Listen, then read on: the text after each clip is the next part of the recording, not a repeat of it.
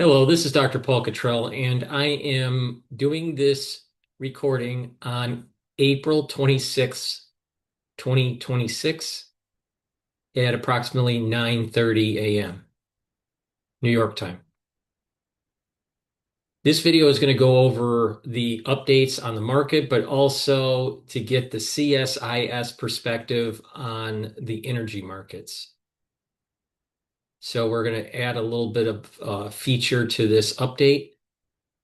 So please make sure you watch the whole video to get a full understanding of what is going on in the markets for trading on Monday and Sunday night.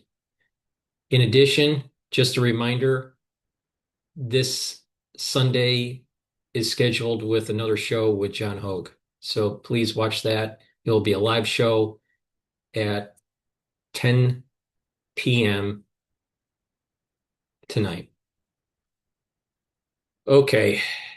So please go to my store, the-studio-reykjavik.com, and help support the work that I do.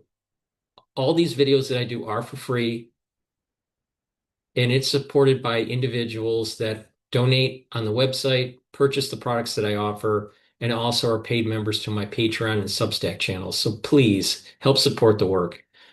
On my website, the-studio-reykjavik.com, on the bottom of the homepage, you can donate through Stripe, PayPal, or Buy Me a Coffee. Just click the links. It'll allow you to donate, and it helps support all the free content that I create. Under broadcast, I have a lot of archived audio versions of my podcast. The live feature allows you to watch the shows live. And then I also have some news that is generated that I publish. I have been a little bit behind on publishing news. The last publication that I did was last month on the 7th. So with that, I also have some great products that you can get from my store, the-studio-reykjavik.com. Just go to store. You can get some ebooks. I have 8 ebooks about finance, genomics, artificial intelligence, and endocrinology.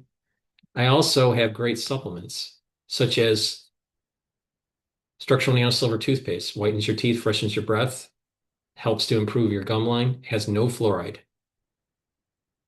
Max 35 and Cleanse are solutions that will help to improve your oral hygiene and help to neutralize and boost up your innate immune system. Structural nanosilver gels that are topical, you can get it in the tube form or in the quick dispenser form. You can put it on a cut, an abrasion, or a minor burn, and it will be healing much quicker. In addition, you can apply it to your hands regularly or the rest of your body as a daily skincare. And if you are around someone or if you have a cold or during the cold season and you want extra protection, put it on your hands, around your mouth, around your ears, around your nose, lightly coat your nostrils. It'll stay active for 5.5 hours. I also have peppermint structural nanosilver soaps in stock. So this will help to neutralize because of the structural nanosilver. It's a very high quality soap. So please go to my store and get the peppermint version. I have structural nanosilver lozenges and drops in stock. You can get it in honey and lemon, cherry flavor, manuka honey, and vitamin C with the flavor orange splash. I have a probiotic this probiotic is the VeggieCap version. I also have a powder version on the next page or 2 pages from here. But this probiotic VeggieCap will help to improve your gut biome. Really important as a foundational piece to slow down the aging process and to get healthy. And I also have a multivitamin that it is easy to digest and it has a great base of vitamins and minerals that you may need to build off of as part of your anti-aging protocol. It's a very high quality vitamin. So please go to my store, the-studio-reykjavik.com. Now, C60, very potent antioxidant. C60, you can get in extra virgin olive oil, avocado oil, and MCT coconut oil. You can get it in a 2 ounce, a 4 ounce, or an 8 ounce configuration. The higher ounce configuration is cheaper per ounce. Take a teaspoon a day every day, and it'll soak up free radicals. And by soaking up free radicals, your mitochondria will improve. You'll have more energy. You'll also be able to reduce the concentrations of oxidized LDL, so you're producing less plaque in your vascular system. Your endocrine system and immune system will improve, and even brain function. So please go to my store, the-studio-reykjavik.com, and take a teaspoon a day every day, preferably on an empty stomach. Now, with the other supplements that I have, you can get the vitamin D3 to help with bone density. Vitamin C and magnesium will help to boost up the immune system and brain function. Omega-3 will help with the cardiovascular system. Ashwagandha root will help to boost up your immune system, control your cortisol levels, and help to control your blood glucose levels. Goodnight formula helps you to get into 3 to 5 cycles of REM sleep and deep sleep. It has tryptophan, melatonin, GABA, and passion flower. By getting a good sleep, you're going to be able to consolidate memory and detoxify your central nervous system. This is the powder probiotic. Very important to improve your gut biome, so you have proper absorption and improve the immune system of the gut. Resveratrol will help with the youthful gene expression, get rid of cells that are in senescence, and also soak up free radicals and help the health of the mitochondria so you have more energy. Vitamin B complex also helps with cellular metabolism, helps to boost up ATP levels. The first 4 B vitamins help with the electron transport chain, and B12 helps to protect your neurons. Turmeric will bring down inflammation, soak up free radicals, really important for your immune system. But not just that, it'll help with your cardiovascular system and your brain function. Magnesium and zinc, very important for immune system and brain function. Lignans soaks up free radicals and brings down inflammation, helps with the immune system and endocrine system. Collagen, super important for your skin, nails, hair, your musculature, your joint health, and also your bone density. Digestive enzyme complex will help to break up carbohydrates, proteins, and lipids to reduce the load on your pancreas. Really important to get proper absorption. Clarity factor is a great neurostat to get rid of that brain fog and allow you to improve your memory and cognition. Olive leaf extract is a dual purpose supplement that will help to boost up your immune system and help with your cardiovascular system. It brings down inflammation and helps you to control your lipid profile. Zeolite helps to get rid of heavy metals, toxins, and chemicals. Take 3 small drops daily underneath your tongue and drink filtered water. It'll allow you to urinate those toxins out within 6 to 8 hours. Myotrol will help to build muscle and maintain muscle. It helps with the gene expression. This is really important to take if you're 40 years of age or older. Myotrol has polyphenols, flavonoids, and lignans to help with that gene expression to maintain and build muscle. Do some resistance training and take Myotrol. Boomer Boost is a very comprehensive powder supplement that you take. I take it with soft foods, but you can mix it with filtered water, milk, or even a smoothie. But take it every day, and this is a great foundation to be able to boost up your energy levels. But there's a lot of benefits from taking the Boomer Boost.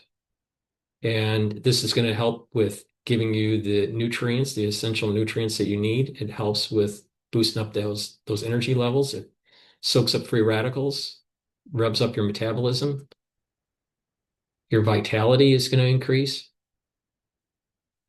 But it also helps with the cardiovascular system, musculature, helps to improve regeneration of your cells, helps with brain function, slows down the aging process. It's a great supplement that you should be taking every day. Gladiator barley and heirloom barley, they are a powder. This is a month supply. You take it every day. You can stack it with the Boomer Boost for added benefits, especially controlling A1C levels. But gladiator barley and heirloom barley can be taken separately, either or. And it'll help to detoxify the body, bring down inflammation, and soak up free radicals. But there's one added benefit with Gladiator barley that heirloom barley doesn't do, and that helps to build muscle. So Gladiator barley can be stacked with Boomer Boost or the heirloom barley stacked with Boomer Boost. A great way to build muscle is to take the Boomer Boost, the Gladiator barley, and the Myotrol together. If you don't want to do that, you can also do the Gladiator with the Myotrol. Collagen can stack with the collagen, and what this will do is help to build up your joints, especially after a sports injury or just osteoarthritis. And what collagen does is it'll inhibit MMP3 and MMP13 enzymes, and those enzymes erode the joint, and it also will block EP4 receptor, which will reduce inflammation. Also, collagen helps by using collagen type 2 to remodel your cartilage and ACAN to help to cushion the joint, but also glucosamine to remodel the cartilage and chondroitin to help with cushioning the joint. And it also helps to manage the NAV 1.7, which is a pain channel gatekeeper, and that will help to reduce pain.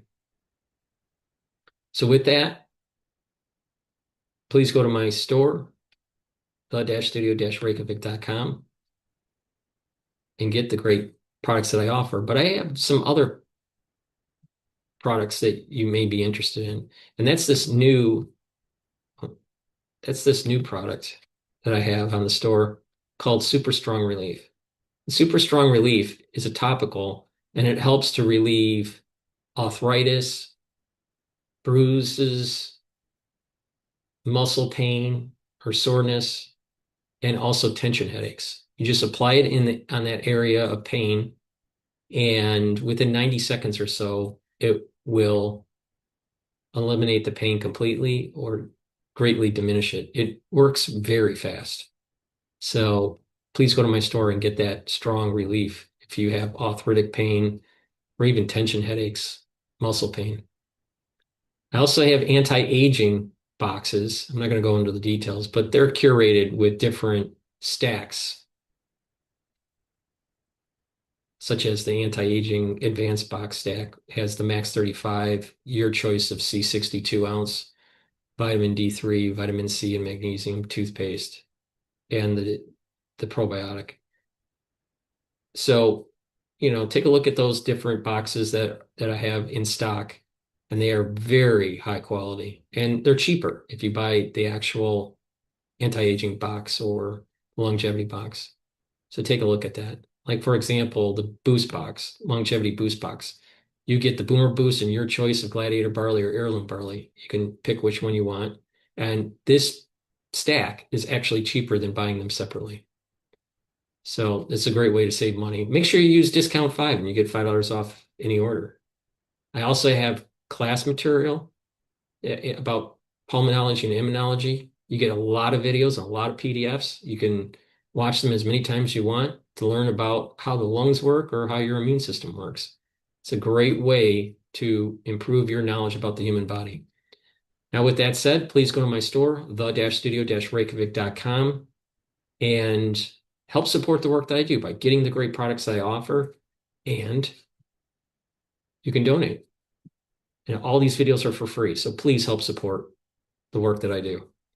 Now, with that, I want to switch over to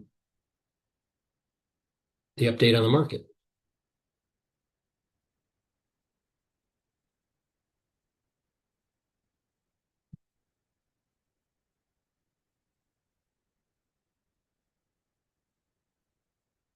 Okay.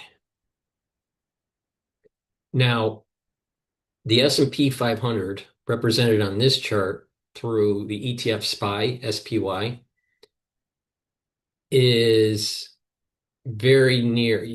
Friday's close is at almost a all-time high of the all-time high is at 714. And you can see the mini, I don't know, this has been going on since the month, but it's been moving upward. The whole equity market has been pretty doing pretty well, especially after that gap up. The nearest resistance level is going to be 720. All right. Now I still have a target of for SPY 740 to 780, maybe even 8,000 by year end. Or I'm sorry, for SPY 800. For the index S&P 500 would be 8,000. So for SPY year end target 740 to 780, I might be upping that range closer to 800. It just depends on what happens in the Middle East. But things seem to be moving forward, and there seems to be inflows going into the market. So it behooves you to stay in it, not to take profit if added positions in here. Let it run a little bit. Let it, get to 800 and maybe take some profit around that time. Not sure, but in terms of support levels, the nearest support level is going to be 700 here. So you have a resistance level at 720, a support level at 700. And what's interesting is there was a little gap up right at that 700 mark.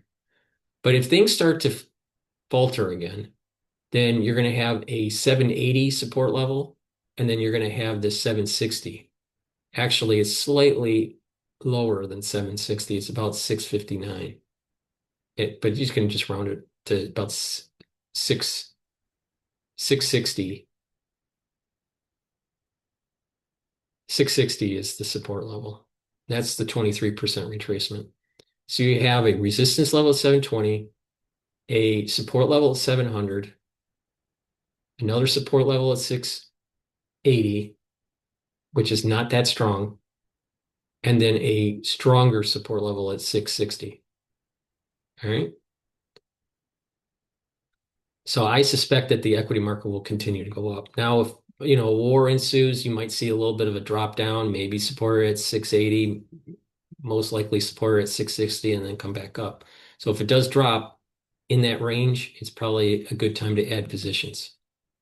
Now, the energy markets for crude oil, this is the future for crude oil. I've been mentioning for the past two sessions going over these charts that I thought that a head and shoulder was starting to develop. And as this was starting to go down, I was thinking, you know what? This is starting to look like the head of pattern and a shoulder pattern, and that we'd have to need more trading days to come in to see the development. Now, when it was starting to sell off and broke the 50% retracement, I was thinking that maybe the head and shoulder pattern was going to break and that maybe it was nullified. But because oil has been going up due to the fact that the ceasefire is still in effect, but there's real no agreement between the United States and Iran, and it goes back and forth, is the Strait of Hormuz really open or not? And tankers have been fired on or confiscated or seized. So oil has been ticking back up. Now you can see here as I zoom in, it went as low. You can see this whisker. This whisker went as low as like 79, almost 79 amount. I guess it's 78. I don't know. Close. And that whisker is pretty long. And it bounced back up. So there was this 87, it was trading in the 80 range. And then start going back up. Right when it was trading down here, I thought maybe the head and shoulder pattern broke. But as it started to creep back up, you can see that it's starting to form. Got the shoulder, right? The shoulder, the neck, the head, right? And then right? And then the neck again. And then now the shoulder is starting to form. So 94 is a major resistance level. Major resistance line. It did go back up to about 97 or so and then came back down and it's bouncing around. So it's probably going to be bouncing around like it did here. Okay. And then all of a sudden it's going to start to drop. And when it does drop, you normally take the top of the head to where the shoulder is. So, right. So the line to draw for the shoulder is approximately like this. It's not completely flat. It's a little bit on an angle. So that right there, it looks to me that approximately the 50% retracement, so about 87. So from 87 to approximately, I want to say like maybe 115. And how you do this is you take the 115 minus the 87, and that's 28. All right. That means that when this starts to go down, then the price of oil as this other side of the shoulder starts to form and starts to go down, it's going to go down 28 points from the neck. So if you subtract that from 87, it should, in theory, if the head and shoulder pattern works, over time, we should see a $60 barrel of oil. But it's not, it probably isn't going to go it's probably not going to go down as fast as it went up, like right here, but it's going to slowly trickle back down to 60. That's the typical head and shoulder pattern. And I believe I think after this bounce back up, that's what we have here is a head and shoulder starting to develop. And so you're going to start seeing it hovering at the 94 mark, a little bit above, and hover, and then fall. And that either is because we do something that radically changes the dynamics in the Middle East, maybe kinetic, maybe peace, who knows? Plus, the United States needs some sort of resolution, at least short term, for the midterm elections. So that all bodes well for this head and shoulder pattern. So the probability of oil to going back up to 110 is much smaller, and the probability of staying at around the 94 mark for at least, let's say this is the beginning of the shoulder again. So you're talking about 1, 2, 3, 4, 5, 6, 7, another 7 trading days. So all of next week should be hovering for that shoulder pattern. And then it might go down. Now, maybe the head and shoulder pattern is going to break and it's going to go up to 110 again. And if that's the case, then the head and shoulder pattern didn't hold. But it does seem to me that it looks like the head and shoulder pattern is starting to develop. So I think that the probability of it going up to 110 is less than the probability of it going down to 87. So how do you trade that for the next 7 days, next 5 days? I think the trading range probably is going to be just below 94, maybe 90, 93, and as high as about 96, 97.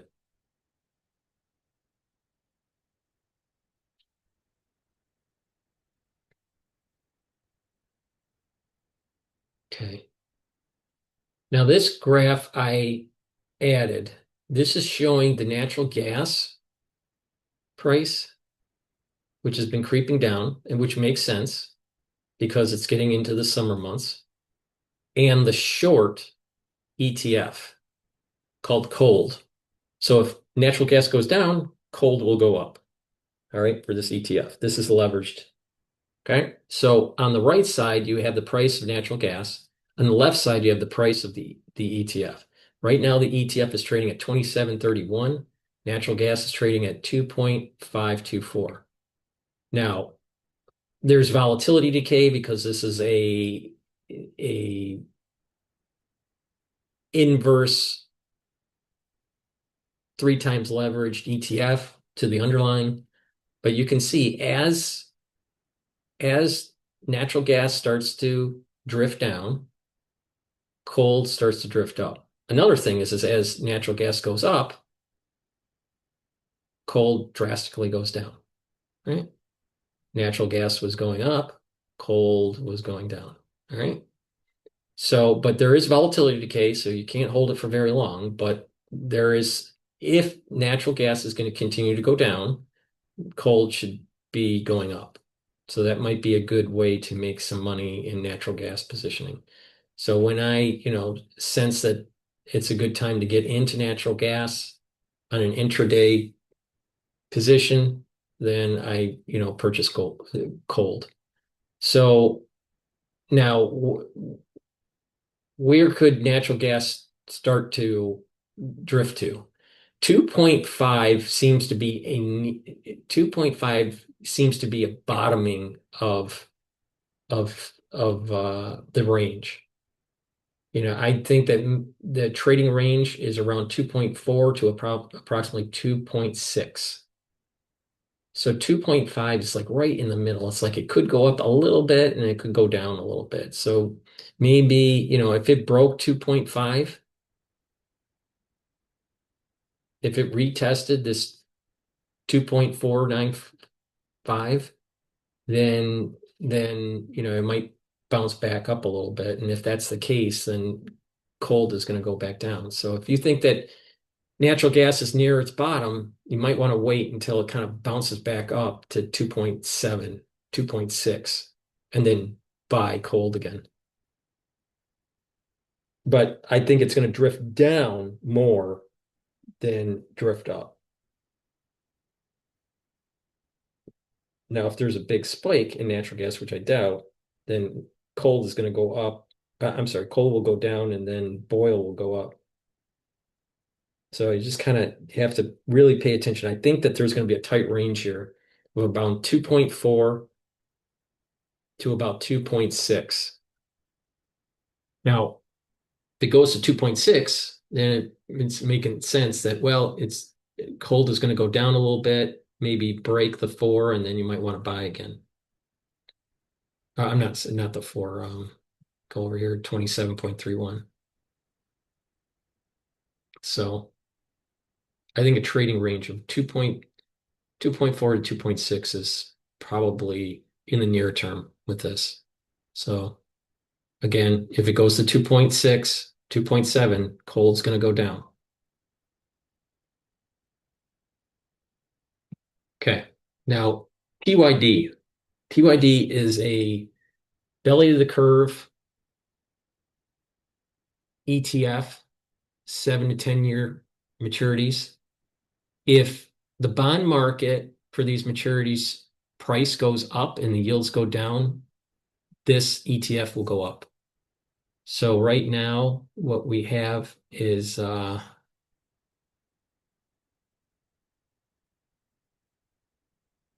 it, drifting a little bit down, a little bit down. So yields have been going up a little bit. Now the 10-year yield is approximately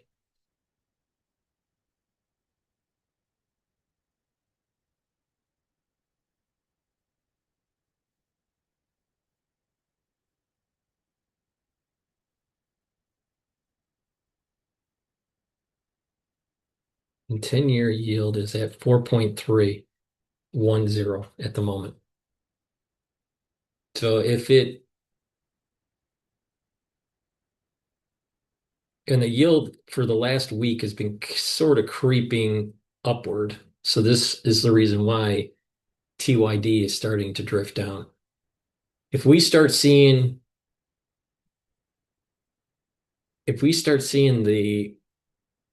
the yield starting to drift down again, closer to 4, then you're going to start seeing that TYD is going to drift up. And if it's getting closer to 4, then we'll probably retest the 25. So the probability of I don't think the 10-year is going to continue to go above, like 4 or 5 or anything like that. So this might be a time to buy TYD to allow to get that play. There is a support level. Let's talk about support levels and resistance levels. So right now it's trading at 24.69, and you have a support level at 24.24 and a resistance level at 24.83. So if it drifts down a little bit more past the 24.50, it may actually make sense to buy it and then sell it at the resistance level of 24.83, maybe even 25. So if this drips down a little bit more, it might be a time to buy for it. Okay. Now this chart shows a few things. This shows the 30-year yield, which is trading at 4.92. It has the 10-year yield trading at 4.34. Okay, so you can kind of see it's been kind of moving up a little bit, and this is the reason why TYD was drifting down. And the spread, the 30 minus the 10-year spread, and then also the Federal Reserve rate, which is trading at 3.64. It trades in a range. It's set in a range. So um, right now we have the spread at point 4, I'm sorry, 0.58, 0.58. So you can see that the spread was as the yield for the 10 was going up and the yield for the 30 is going up. The yield for the 10 was going up faster than the yield in the 30. And you can see because it was going faster, the spread's less. All right. So watching the spread and the movement of the yields for the 30 and 10 can give you kind of an idea of should you buy TYD longing the belly of the curve. Now, in this case, if it continues to go up,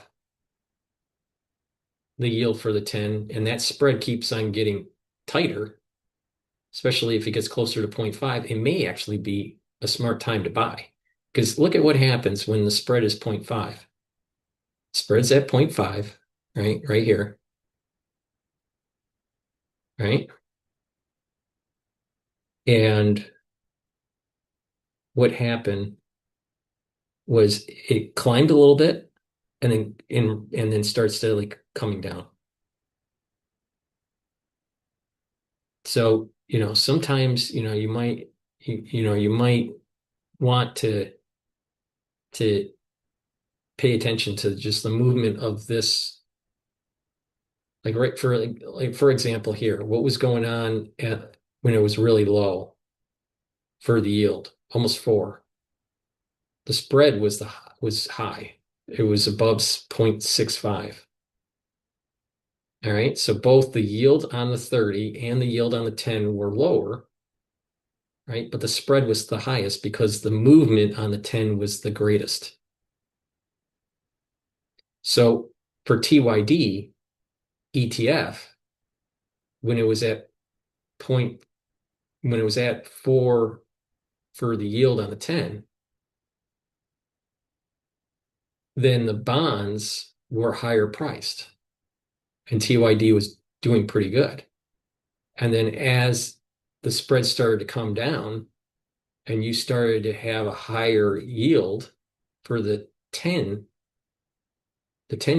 treasury, TYD would have been losing money.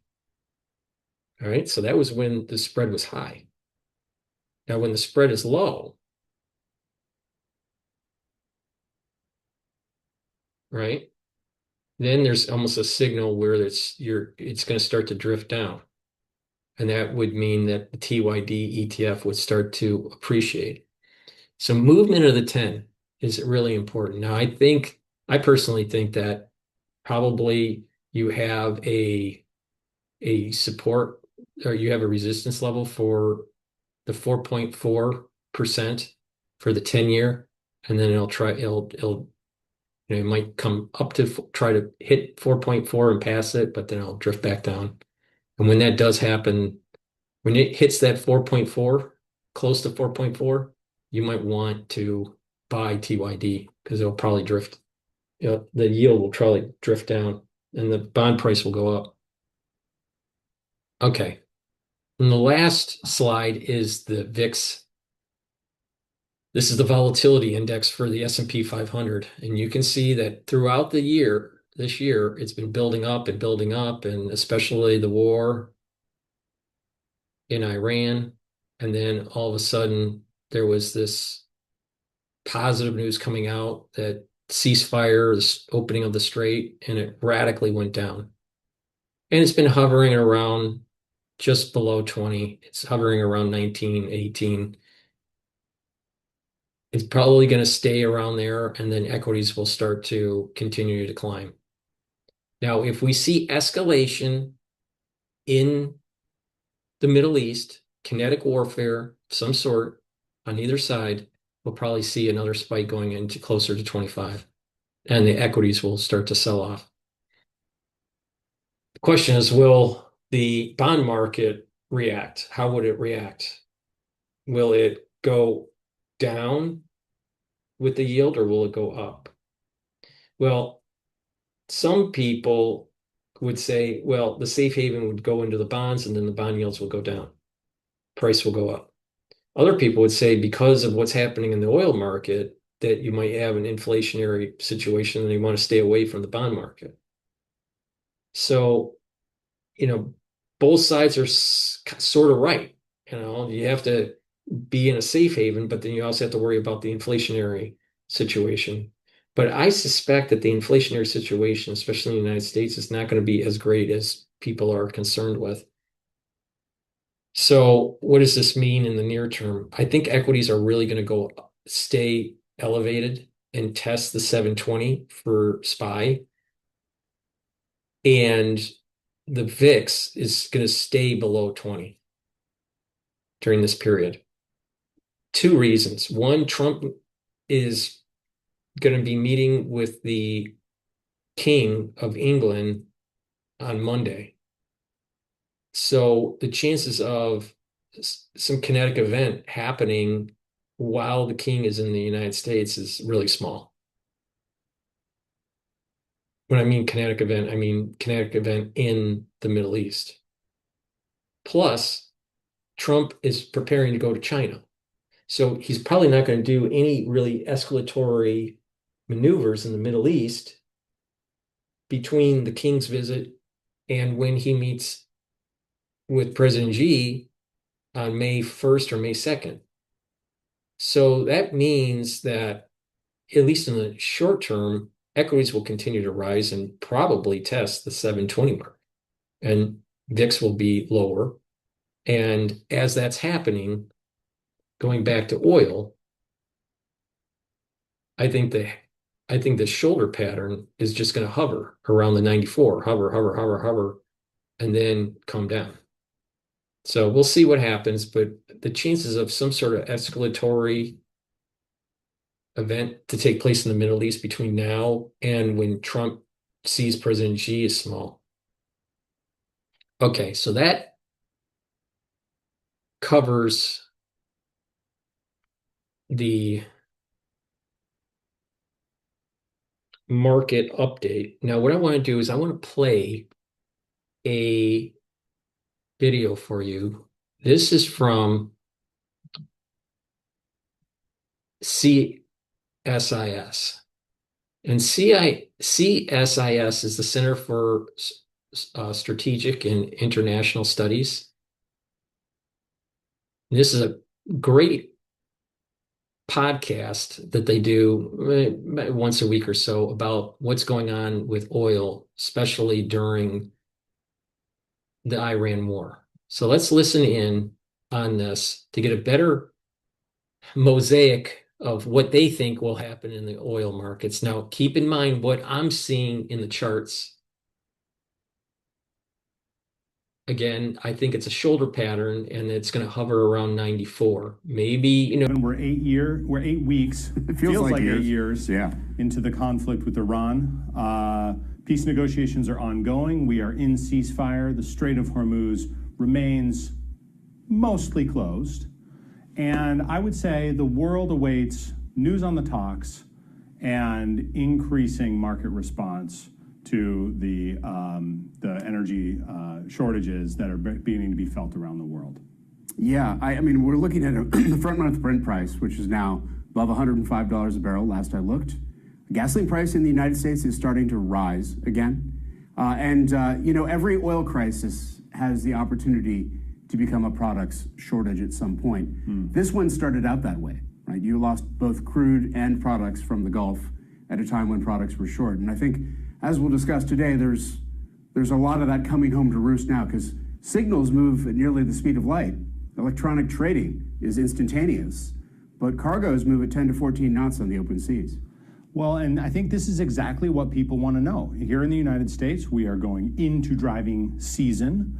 We are going to see tightening markets, obviously, over the course of the next months or 2 months, particularly if the Strait cannot open. This problem is going to get worse and worse. What does this mean for economies? What does it mean for consumers? And what does it mean for the political appetite of the United States and our peer countries around the world to see this conflict remain open? Well, governments everywhere are trying to look responsive. And maybe that's where we should start today. Did we see anything that looked like it might be an effort at responsiveness here in the United States? We did. The Trump administration has been trying to manage the political fallout. They're trying to ensure both market actors and consumers, who are also voters in the United States, that they've got this under control. And we saw earlier this week the president declare basically 80% of the energy system as key to our national security under the Defense Production Act. What is the Defense Production Act? The Defense Production Act allows the government to step in at times of where national security is at risk and interrupt normal market behavior.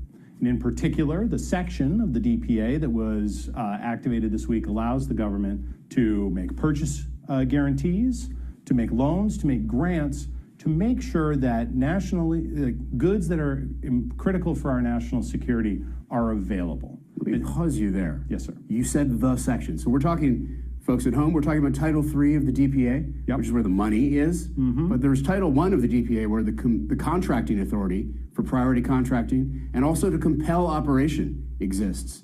That, too, has been used by this administration, has it not? Sure, it has. And historically, it's been used as well. I mean, there's the command and control piece, and then there's the money piece. And this actually fits a trend that you and I have been talking about for a few years. Let's look here.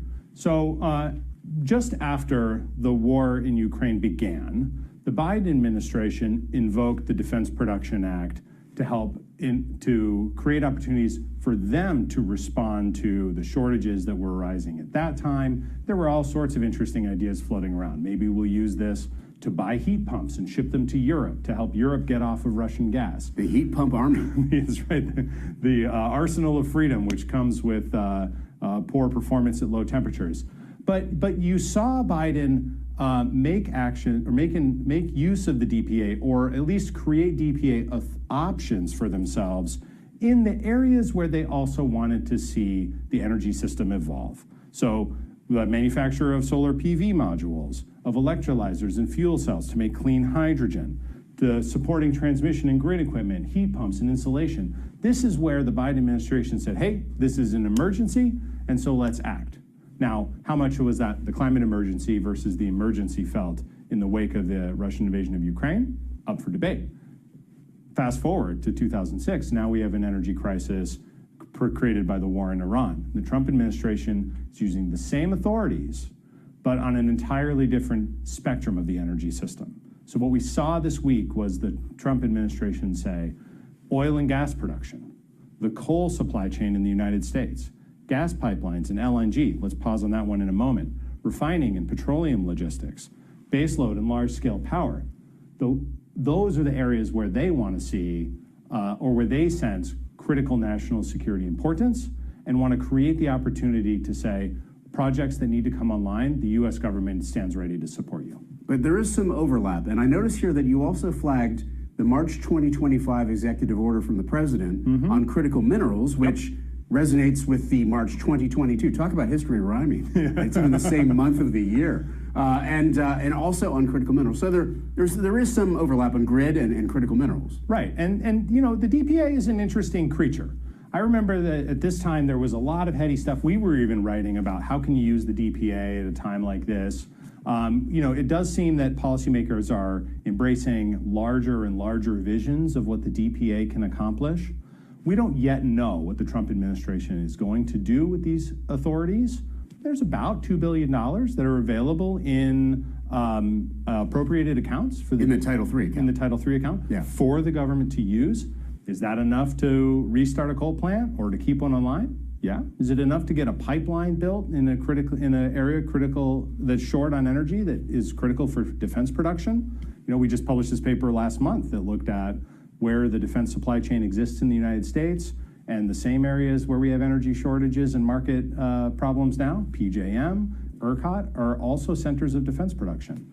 Maybe we'll see some activity there. The one thing that I thought was most interesting, and I'd love to hear your thoughts on, was the piece on gas pipelines and LNG. Gas pipelines I can understand, right? In a world where we need to increase defense production, say this war goes on for longer, we're running out of munitions, we need to make interventions to make sure that that can happen. Okay. LNG exports, how does that relate to national security in the way that we've traditionally used the DPA? I'm actually not so sure. Well, it does provide an important supply to our allies, which was a point that former President Biden put in to sort of his thinking during the Ukraine war, talking about U.S. LNG as an essential part of the national security picture for the U.S. because of those relationships with allies. Let me make two comments, though, if I might. First, there was a fifth order that came out on this week with a large-scale energy infrastructure, sort of a broad catch-all category. And one of the areas that the administration talked about using DPA Title III funds was for permitting and also for site preparation. So looking for those incidental and peripheral ways to get projects that might be marginal but stalled across the finish line, maybe. Also, if you look at where they were looking, I don't think they were looking to buy nuclear power plants, not with that amount of money. But maybe about finding the components that were short, getting supply chains shored up. And a lot of what we're hearing from the industry on the grid side in particular is this project stands ready to go, but we need this transformer, or we need this inverter, or we need this piece of grid architecture. And the DPA and the grants that it allows actually does create the opportunity for the state to step in and say, this needs to come to the front of the line. Now, but that's very different. And this is to my second point about that muscular authority in Title I.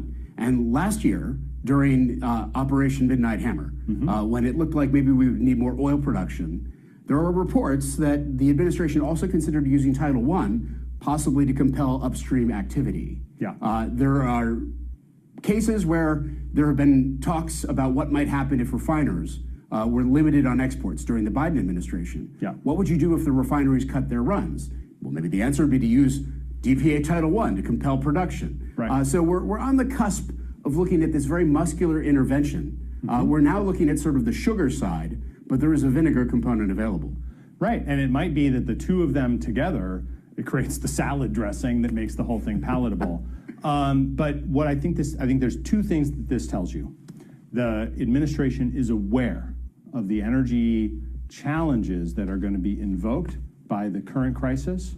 And I would say, whether it's thinkers here in Washington, I don't want to attribute to any individual, but the idea that this conflict could go on or could grow could create an emergency situation to which the United States will need to respond much more fulsomely.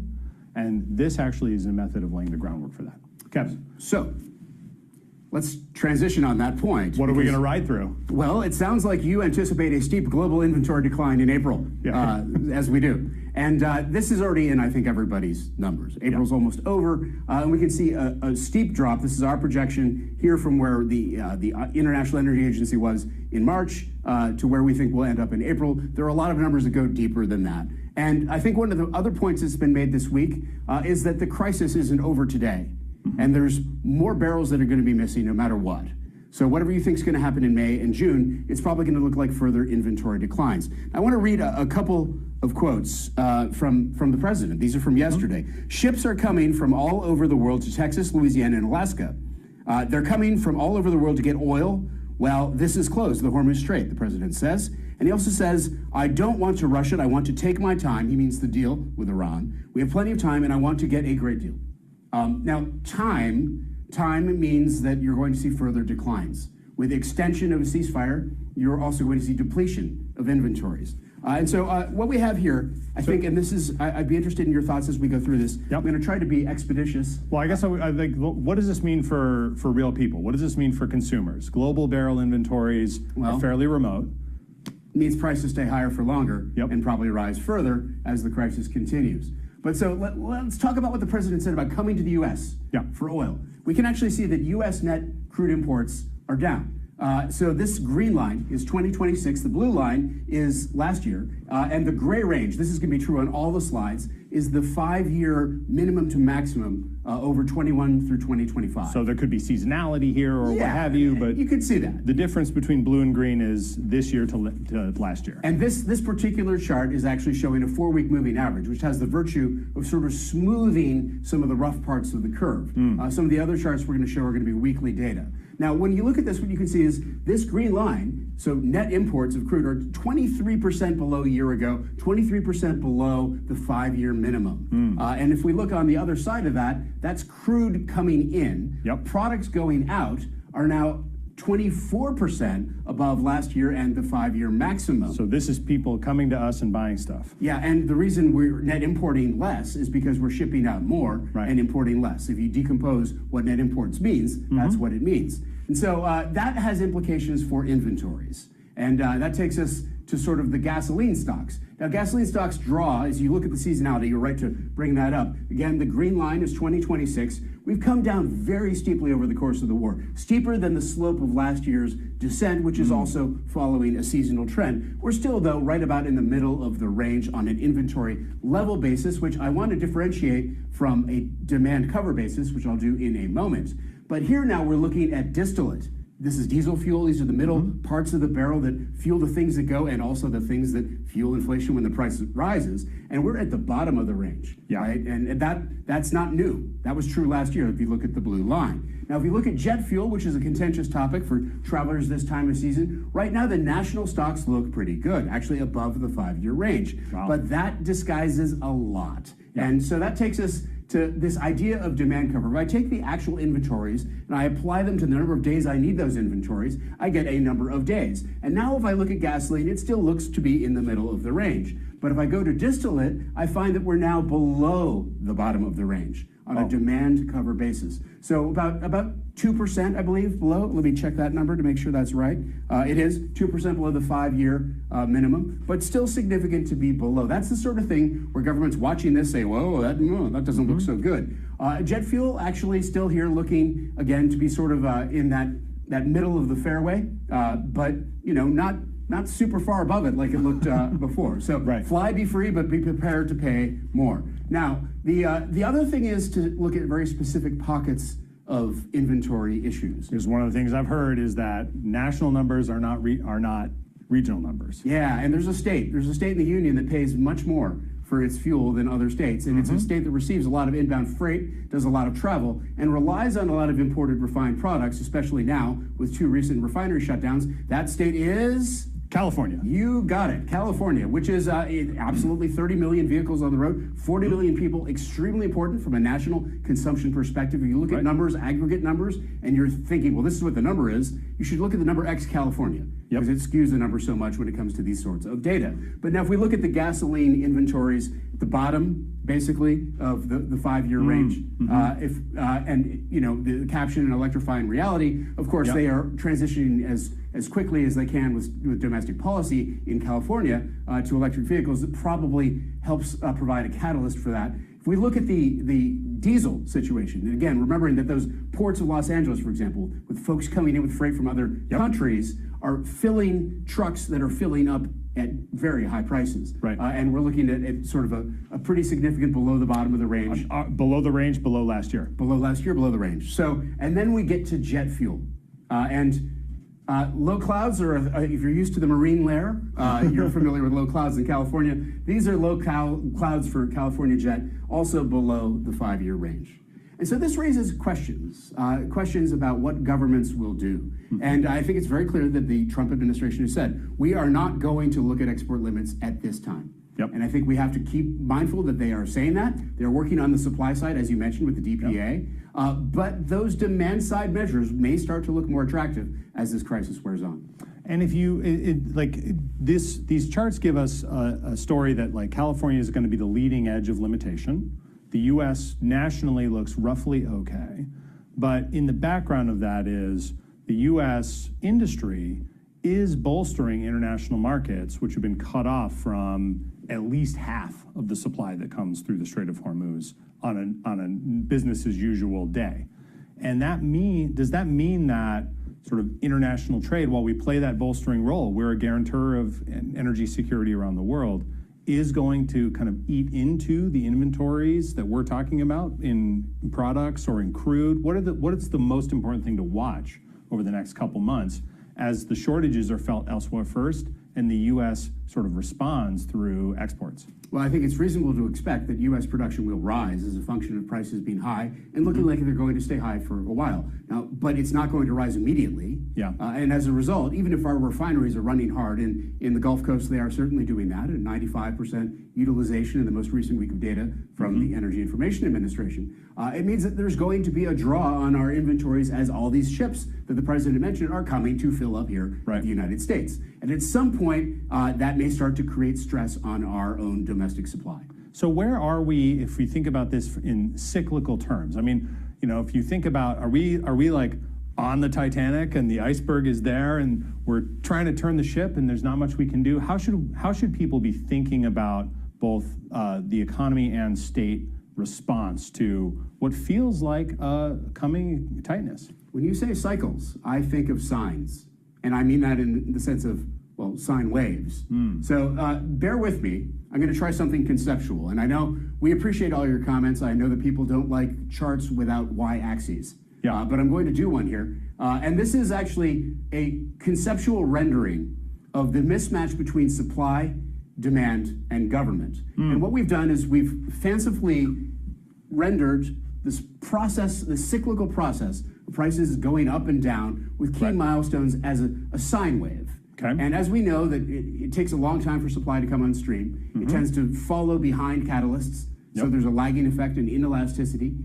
It's also true that demand doesn't respond usually right away. There's a lagging effect there too. And so if you look at sort of what happens as prices are sort of rising, the low marginal cost production expanding from the past cycle, the high marginal cost producers enter at the top of the cycle, then things get more efficient because of the high prices driving new technology gains. The high marginal cost producers are driven out as prices fall. Low marginal cost producers begin to contract as well. And you see consolidation. We are actually going through this cycle right now. We're on the other side of it. We're kind of like right about here. In the crisis-inspired part of the cycle, we're probably about here. Right. Okay. Now, let's throw in at a 120-degree offset, right, just to make this, sort of, because the supply and demand do not move together. If they did, there'd be a lot less to say on this podcast. One of the things that you'll start to see is that investigations begin. Now, one of the things that happened since we had our last episode is the Treasury Secretary, Scott Bessent, said, hey, if your retailers are not lowering your prices as fast as they went up,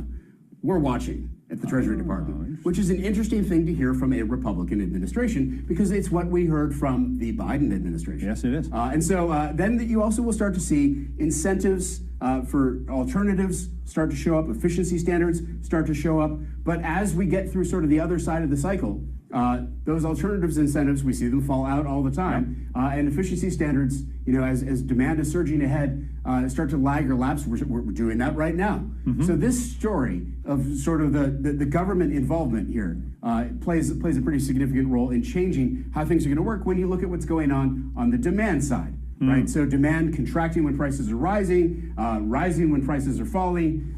Consumers tend to buy a lot of big cars when prices are low, locking in low efficiency, creating some of that inelasticity. And so what do you get? You get things that are out of sync with interference patterns. If there's something that you look at back home watching this saying, what was that? The answer is an interference pattern. There's points where government involvement can potentiate or exacerbate effects that are already out of sync, also smooth and resolve, pushing things to new extremes new highs, new lows, changing the outcomes. And all of this usually well-intentioned, all of this usually driven by the public mandate to try to serve constituents and to try to create economic circumstances for growth and stability. So not driven by cravenness or some sort of underhanded self-dealing. No, literally trying to respond to the crisis as best one can. Sometimes the best answer is probably to do nothing and let the market sort it out. It is very hard to run for office on that. And so as we think about where we are today, if we're sort of here in the cycle of what producers are doing, we're starting to see the government say, all right, maybe we need to do something about this. And consumers have yet to really feel the squeeze. Where might we be in 3 months? Well, we're still here. As you say, we're still on the sort of the left side of the continuum. I think we'll see where prices go. Yeah. Right? This isn't a perfect map. You can sort of distill this, by the way. If you look at past crises, that's where this came from. We had clearly looked at a bunch of crises and looked at how the things worked out and came up with this conceptual rendering. It is, however, not a perfect roadmap, and things don't necessarily follow exactly as if it were. We would probably be a trading house right now, you and I, and we'd be having this conversation on our plane. Well, we will be here having this conversation again in a couple weeks' time here on Energy Shots, where we can follow this story as it emerges and track both the producers, the government, and what the economy does as we try to weather this storm. Look forward to it. Okay.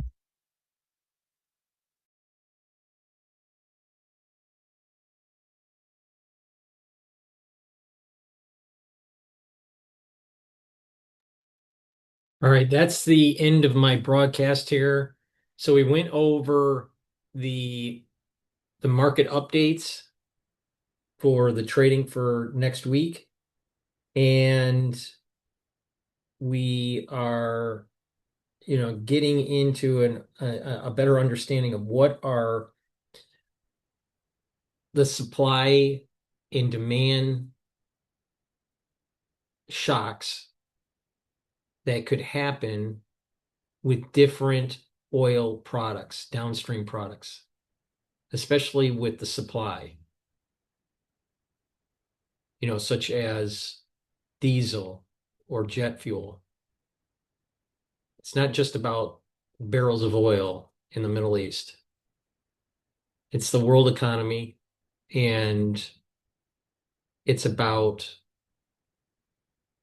us filling the gap for the world in terms of downstream products and upstream products of fossil fuels tied to natural gas and oil. Please help support the work that I do by subscribing. You can subscribe and be a paid member to my Patreon and Substack channel. You can also donate through Stripe, PayPal, or Buy Me a Coffee. You just click the links here. And that way you help support all this free content that I provide you. And better yet, please go to my store and get the great supplements that I offer and stack them accordingly as I talk about how to stack them on my live shows. Thank you for listening, and have a nice day.